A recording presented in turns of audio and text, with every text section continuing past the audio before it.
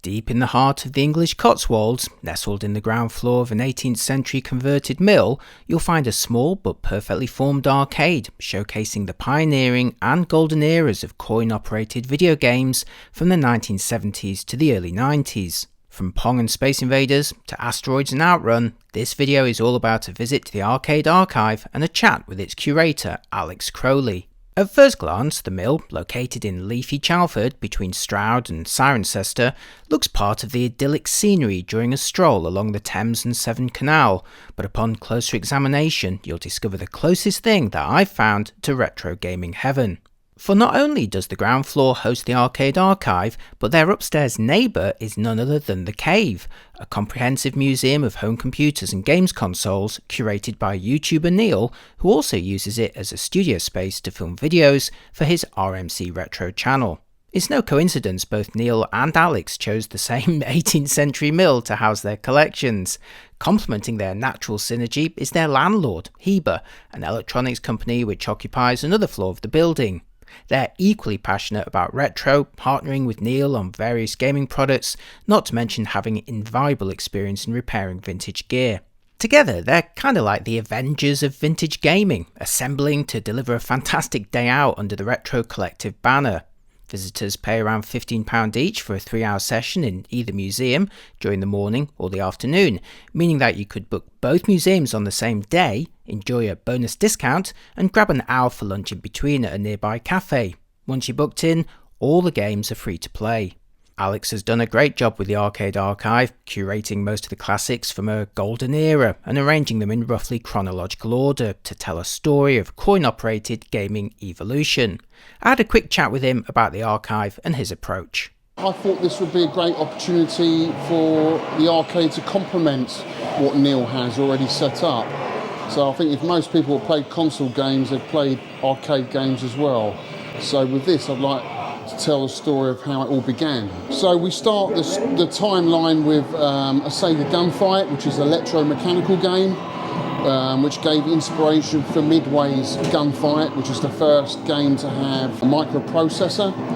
And then we have an Atari Pong, first successful video game. So that's where it starts in the entrance room, and then it continues around in the Bronze Age, what we call the Bronze Age era, with games like Blue Shark, Namco's GB, which is the first game that Namco ever produced. And then really the classic era starts with Space Invaders, which was the first game to hold a high score, which got kids really playing the game competitively, and that's why one of the reasons it was such a success. Where's your cut-off point? What's the latest game that you've got? Well, we've got Jammer Cabs in here, which sort of takes us into the 90s, so we can swap the games out with Neo Geo games and early 90s shoot 'em up. You're most passionate about the, dare I say, early to mid 80s period? Yeah, because for me that's where they were becoming really creative in the design of the cabinets, in terms of artwork,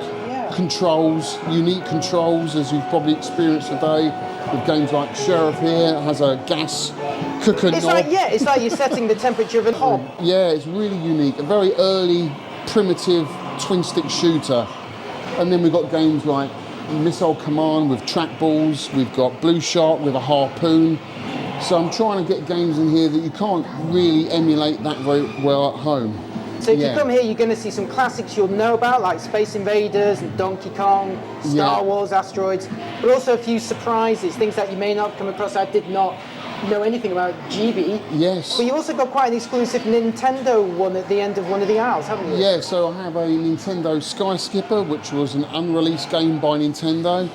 Nintendo of Japan made 12 cabinets. They sent them to Nintendo of America, and they put them out on urns testing in colleges around Washington, and it didn't fare well. Kids didn't like it. It didn't quite get the game. So they ended up destroying 11 cabinets and keeping one in the vaults at NOA.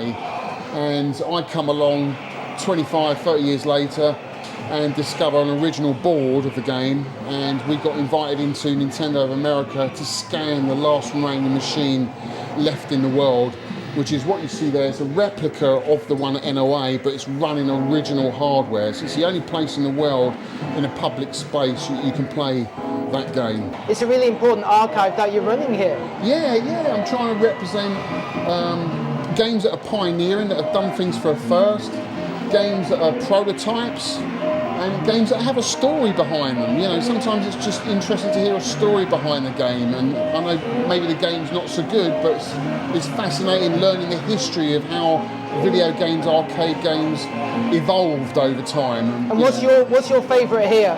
Oh, so many. I love Asteroids Deluxe. Because it's got a bit of a story behind it. It was owned by the manager of Led Zeppelin, Peter Grant. He bought it for a birthday present for his son. Can you imagine getting that for a birthday present? Yeah, it's not a bad birthday present. But not only that, it's got the whole Pepper's Ghost effect, which is kind of like an illusion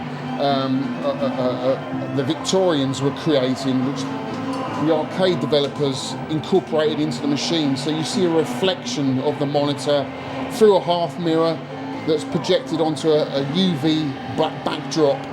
There's a few like that. Space Invaders does that, doesn't it? Yeah, Space Invaders does it as well. And it just gives you a really immersive experience that you can't get anywhere else. Exactly. I'm so pleased that you covered this period. It's the most exciting period for arcade games for me personally. Yeah. I played all of these as a kid and I've had a fantastic time here today. Oh, thank you very much. Thanks for coming. Keep up the good work.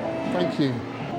Personally speaking, the amazing thing for me is just how many of my all-time favourite games are assembled in a relatively small space, most of them in their original form too. Now, many vintage arcades that I've visited may only feature a handful of classic games, often represented through emulation, reproduction cabinets, and horror of horrors, flat LCD screens.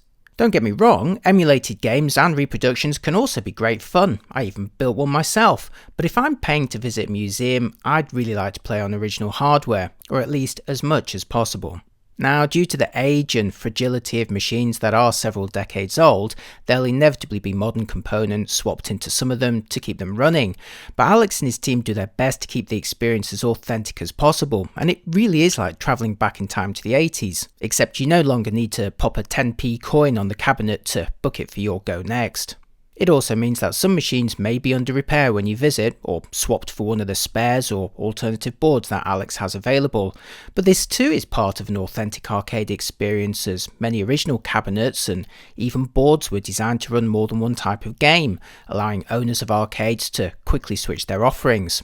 So here's what was on when I visited in June 2023. The collection starts in the reception with an impressive original Pong cabinet from 1972, made by Atari, but also sporting their earlier Syzygy branding. Perched atop each cabinet is an informative panel with their age and brief history, just like a museum or art gallery, except in this one, you're encouraged to play with everything. The reception also showcases some repairs and restorations in progress, which, during my visit, included the beautiful Atari Sprint driving game, as well as gunfight in both an electronic video version from Midway and an early electromechanical model from Sega. Possibly the best 5 pence you could spend right there, and I really hope that they get this one working in the future, even if Alex and Neil have to crouch inside and manually operate the characters. There was also a reproduction Gallagher cocktail cabinet assembled from spare parts, including an old Packard Bell monitor from one of Neil's RMC Retro projects. But it's through the door where the real action starts, in an atmospheric, dimmed room packed with original cabinets. In rough chronological order, here's some of the highlights. Seawolf with its periscope view, Space Invaders of course, which should also be played while wearing a matching t-shirt. Missile Command, not only one of the first games I played with an analog trackball, but one which I spent 13 days playing in a Spanish hotel lobby after getting horribly sunburnt on day one of a family holiday. Defender from Williams, arguably one of the most difficult of all the early arcade games, but one you really wanted to master nonetheless. Note to self, playing with one hand while filming with the other is not the key to success in this game. Then there's Berserk, where you master the art of the diagonal shot. Here's Q*bert with its potty mouth and recent comeback in Wreck-It Ralph. A compulsory Donkey Kong from Nintendo, which first introduced Mario, albeit known as Jumpman at the time. Track and Field, where you could enjoy a genuine workout, at least if hammering buttons counted as exercise. Centipede, again showcasing how a trackball could make for a great arcade controller, likewise for Millipede, its sequel. Robotron from Williams again with its dual joysticks, proving that Defender was in fact one of their quieter and easier games. Frogger, the original road crossing challenge and arguably still the best. Come on, fight me. A collection of gorgeous Atari vector-based games, starting with Asteroids, here in a deluxe version which can be switched to play the fiendishly difficult Lunar Lander, Battlezone, here in a shorter cabinet but still featuring the twin tank joystick controls, and of course the amazing Star Wars, still looking stunning today 40 years later with its colour vector graphics. And more recently games like Sega Outrun and Super Hang-On for the racing fanatics among us. At the time I visited, there were no original Pac-Man or Scramble cabinets on display, but there were several Jammer and Neo Geo cabs which could be configured to play these games and more. Indeed, Alex regularly rotates the games from his collection of PCBs, which does include an original Ms. Pac-Man board. If you're after an authentic Galaxian experience, you'll actually find one in the entrance to the cave upstairs, so be sure to buy tickets to both museums. Inevitably, when you visit, some of the games in the collection will be under repair. For example, I was a little bit disappointed not to play Tempest and Gauntlet 2 during my visit, but equally I was struck that my two favourite games of the day were actually ones that I'd never seen before. First was Namco's GB, which combines video pinball and Breakout with surprisingly satisfying gameplay. And then there's Sheriff, which may have a basic cowboy shooting premise, but uniquely controls the direction of his gun using a rotary control purely lifted from a kitchen hob.